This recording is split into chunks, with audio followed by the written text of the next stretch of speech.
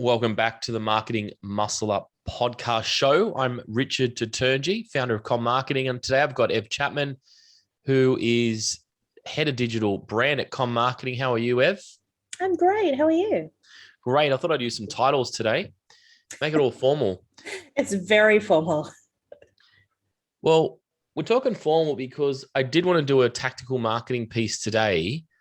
So if you've been listening to a bit along the content, I'm going to try and keep this really tight as I can, specifically around the question that you may get asked as a small fitness business owner or medium-sized business owner. But most of our audience is small business owners who have self and a couple maybe people working for their studio. And you may get this question asked: what's your budget for your marketing? When I've ever got that asked, I'll look at my pocket and put my hand in it and go, there's no money in my marketing plan. I think that's pretty normal for most businesses. I think so. And there's a two-question approach. It's the first thing I think about is, well, and most of our clients that we've worked with starting off think about, they think, well, hang on, number one, I don't have a marketing plan. And number two, if I had a budget, I wouldn't know what the budget is for my marketing plan. Yep. And so today I want to talk to you if you don't have a marketing plan and you don't know how to put one together and you have no idea of the conversation on this. And so then you pass it over to go, well, it's just all too hard. I'll just let that go and just get back to what we call word of mouth marketing. And referral marketing and hope marketing as well is a good strategy I like to use as well. So let's get into that topic of how to actually work out a marketing plan when you don't have a marketing plan. And this is perfect if you're in that category of like, well, I just following a video here. I'm doing some organic marketing, meaning I'm posting a little bit on social media. And what we generally find is when people come to us in our program, before our program, they are doing a bit of this and a bit of that. And when I say a bit of this, they might have boosted that. They might be doing some organic stuff. They might have some reviews. They've probably got a website. And so they're doing stuff. And I think business owners, you got to go do stuff, but yeah, it's like what's working is the biggest thing I want to focus on today. Yeah, I think so. I think most business owners would identify with like the scattergun approach. They're like, well, somebody told me I need to post every day on social media, so I'm doing that. Somebody told me this, I read this here. And so you kind of like putting a whole heap of stuff out. But I would say most people that I speak to in their first few months of our program definitely just, they feel really like they have no idea, one, if it's a plan at all, or two, if it's working. Yeah. So if this is you, I want to take you through a couple simple steps to do. Step number one, and this might be a tough one for you, but it's a good one. And what the approach here is to go back and look at all your new clients and all your new leads. So that means then you might have to go to your inbox, scan how those leads come in, or go to your phone if you don't record them, or go to your CRM if you have a CRM, or go anywhere where you get those leads. And if you haven't tracked them, just try and find out where they came from. And I want you to write them all down on a piece of paper. So you do this month, and then last month, the month before that. And if you can do 6 months worth or 3 months, depending on how much lead volume you have. So if you're a small business, you don't have much lead volume, I would do 6 months.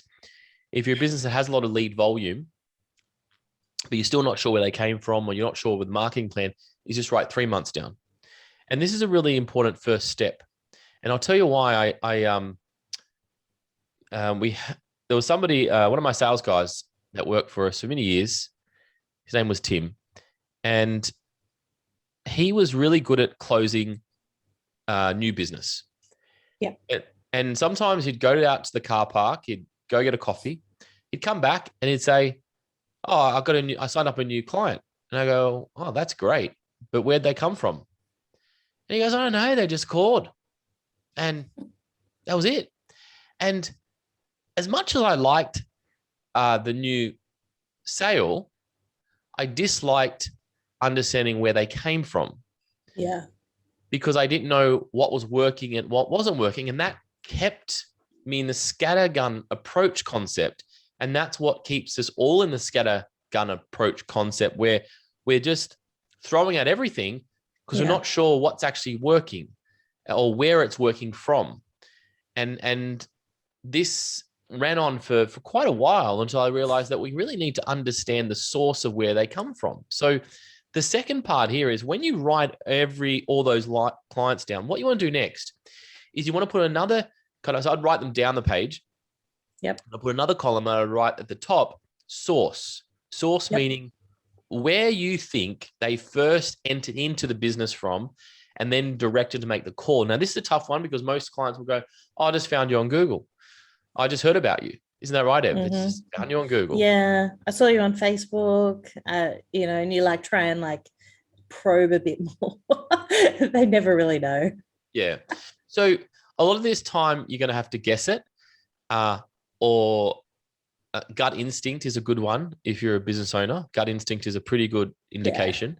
Yeah. And I think also don't overthink it. Like we want to get a general idea where clients are coming from. If you think they came from a walk-in or a flyer or Facebook, just put that down. Yeah.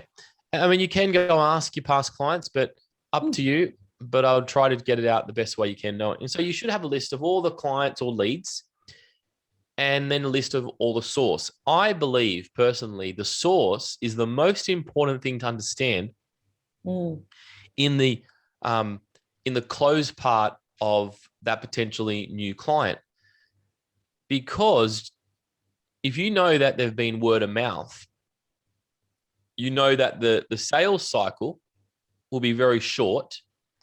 If you know they're cold, meaning that they just walk past, well, maybe there's Google, that's a bit more cold, or they found you that way, they're going to need a lot more nurturing to get them across the line into your fitness facility. So the source is the best way to understand that. Now, going back to my example of my sales rep, Tim, if people called, it somewhat meant that they were kind of ready to go to a degree. Yeah. And then he would have to do, the explanation, what we do, etc. And then, do a sales process. But we're talking about when the person actually called the business, had they enter in. And so this is going to give you a really good indication. So then what you want to do now is you want to basically add up and kind of like categorize where the main sources you feel have come from. That's point 3 now. So it might be word of mouth. It might be signage. It might be referrals. It might be a partnership for an allied health or anything like that. It might be a Facebook ad that you're running. It could be your social media organic posting that you're doing, just whenever you're doing that. It could be an Instagram story. It could be like a local fair that you went to. And a lot of the time here is that you might be branding. When I say branding, you might have, a sign on your car. Yeah. Or you've done something that's spiked up, like it could be a local fair. And then the next week after that, you see an increased percentage of calls, but they tell you Google. But if you know that, Google's been giving you 1 or 2 a month, and then all of a sudden you got 5 or 6 and you had that fair, well, maybe there's an indication they came from there.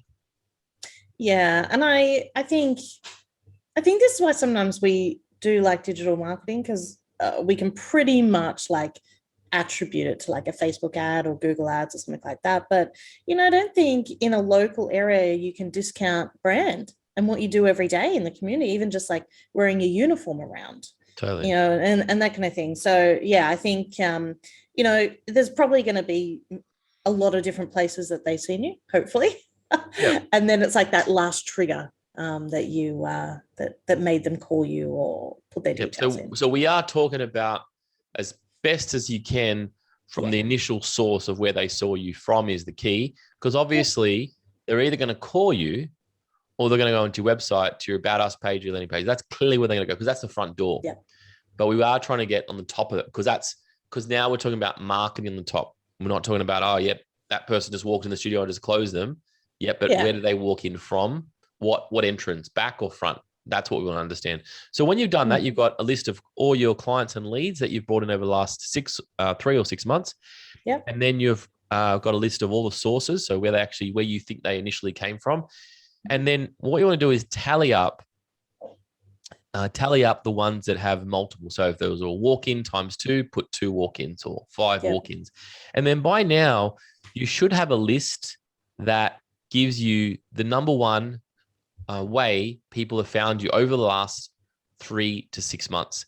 And once we have that, that's really good data, because now we know, okay, great. We've got 1, 2, 3, 4, or 5 top ways that people are already finding us.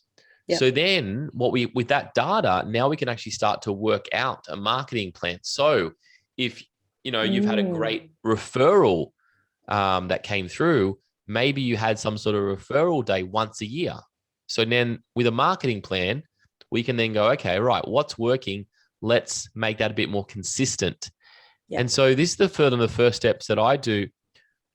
We do it when people come into our Com Marketing Ninja program, is that we get them to understand where their lead sources are coming from.